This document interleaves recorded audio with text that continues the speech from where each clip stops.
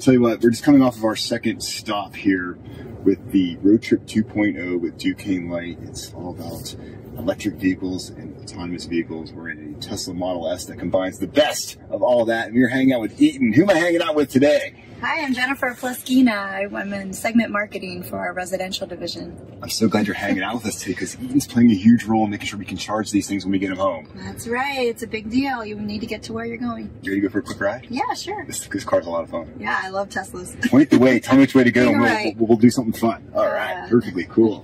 So first off, you just came back to Eaton. I was ready to say Covestro because I was just like Covestro. So you just came back to Eaton. That's got to be a lot of fun coming back. Oh, it's been so great. They call us boomerangs. Okay. So started in '97, left in 2011. Just came back a few months ago. Cool. And I'm so excited. I tell everybody I really appreciate Eaton. Absolutely. More than one probably would. Very cool, very cool. So tell us what Eaton's doing in terms of infrastructure at the home. So when I pull the sucker home, I know I can charge up and I'm going to have a good range the next day. Yeah, electric vehicles have been around for a while, but they're just now hitting higher adoption rates. Right. We have been developing new technology as it applies to the load center in your home where the circuit breakers are installed. Right. We've been working on new technology for many years. We recently came out with what we call a smart breaker. It's the EMCB, Energy Management Circuit Breaker. And we have built a version of that fits right into an EV charging station. It's basically the brains of the charging station. So you can charge smartly and safely and all that kind of good stuff, right? Yep. You've got circuit protection to the car, so you're protecting the car itself. Oh, I never thought about that. So you could actually damage the car if you're not charging properly, right? Yeah, absolutely. It's got pulse width modulation that kind of modulates how much power is going to the car. Okay. So again, you're not overloading. Keep going straight? Yep, that'd be great. Okay, so because you don't want to overload, because that's bad for that. Yeah, absolutely.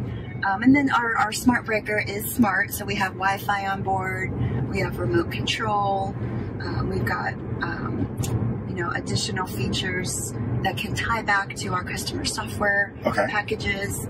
So yeah, that's just one element that we're building out to support connected homes. That's so exciting. Well, what about when you get to the office? Does Eaton have a play there as well too? I mean, we were just charging up at your office over there with some Eaton equipment, which was kind of fun. Yeah, sure. Well, Eaton is best known for our power management. Yes. And we play very heavily in infrastructure, whether it's residential, commercial, industrial, or even at the utility grid level. Oh, really? Okay, all the way up. So you're across the spectrum there. We do, yeah. And for many years, the utility grid, industrial, commercial applications, they've had automation and control and networking. We're actually trying to see if we can bring it down to that residential level now. That makes sense. And I actually worked in our metering and networking group. My first job at Eaton 20-some years ago. Right. So it's kind of fun to see how we can pull those elements into the home. And you've seen this whole curve then over a couple decades, which is really exciting. How cool is that? Very neat. So tell me, what are your thoughts on this car? Like, is this your first time in a Tesla? No, I have a couple of friends, and I have gotten the chance to drive. Yeah. I definitely want one. I was waiting for is it the Model 3? Yes. I don't know if it's available yet. Oh, the Y will be coming out, which is based on the Model 3. Okay. It's like the mini kind of crossover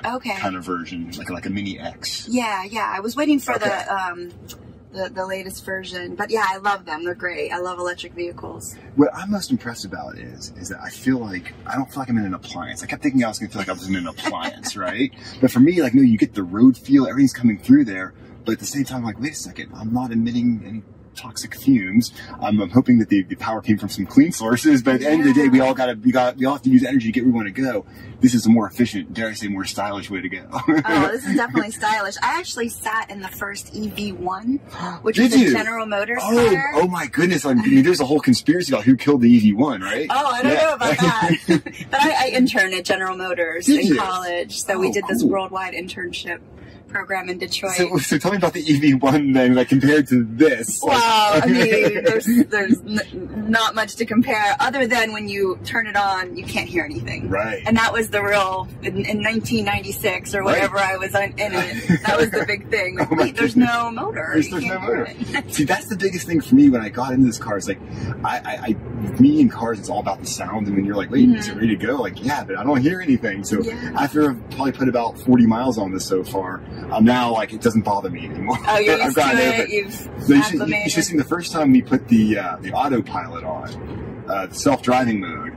Like, it was a little freaky at first. I was concerned to let go of the wheel a little bit, just having it feeling. Are you doing that now? I think I can. If I go down twice here, and then I go like this, yeah, it's doing it right now. So you're not driving the car? The wheel's moving by itself right now. Wow. My hands are on the wheel, and I feel mistrustful when I see cars coming on still. I still can't believe that this car is actually driving itself. Like, to me, wild. That's just so cool. Yeah. I have friends that say, oh, I would never get in an autonomous vehicle. And I would absolutely do it. Yeah. I can see that in the future. It's going to be the way it goes. I mean, safer, more productive, just so many benefits. Absolutely. So look at that. All by itself, my hands are just touching. You can see the sensors. It shows where it's looking at the road and everything. Like, this is just cool. Okay, we're going to want to turn soon. Okay. Tell me where, and I'll make the turn. I'm hitting the brake to take it off, and now I'm back in the regular mode. Because it can't read your mind when you want to turn? That's the next upgrade, yes. So I'm going to make a turn around here pretty soon? There should be a right-hand turn. Right-hand turn? Oh. Yeah. The thing I don't like about the car is regenerative braking still. Like, BK's been trying to tell me, use it like a throttle, like, don't just let off, it's slowly let off, so you don't get the instant slowdown. But the regenerative braking gives it all its range as well, because it puts energy back in. Oh, right, yeah. That's a big part of it. Yeah.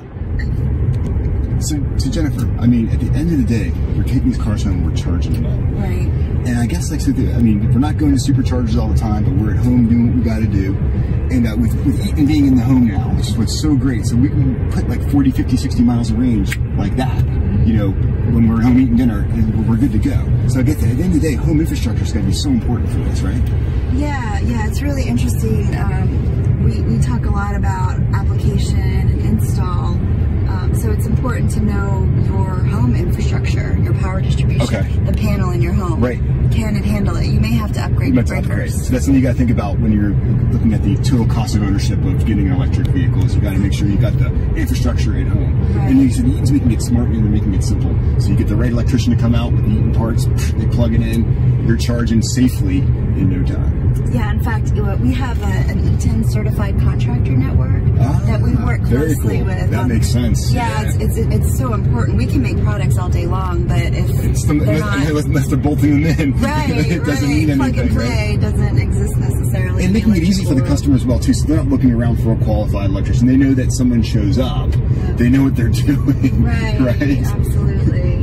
Because when you have an investment like this, you want to make sure that the wires aren't crossed, I would have to assume, right? You better believe that. That's right. But too much fun. I'm so glad you got to talk to us today about what Eaton's doing with this. So like I said, it's this whole ecosystem that is making these vehicles possible. And you guys are playing a really crucial part. So. Yeah, thanks. I think I may have said earlier, you know, the charging system is just one element. We like to look at the total ecosystem in which we're playing. So it's really important for us to, you can make a left turn. Make a left turn? Yeah. Cool.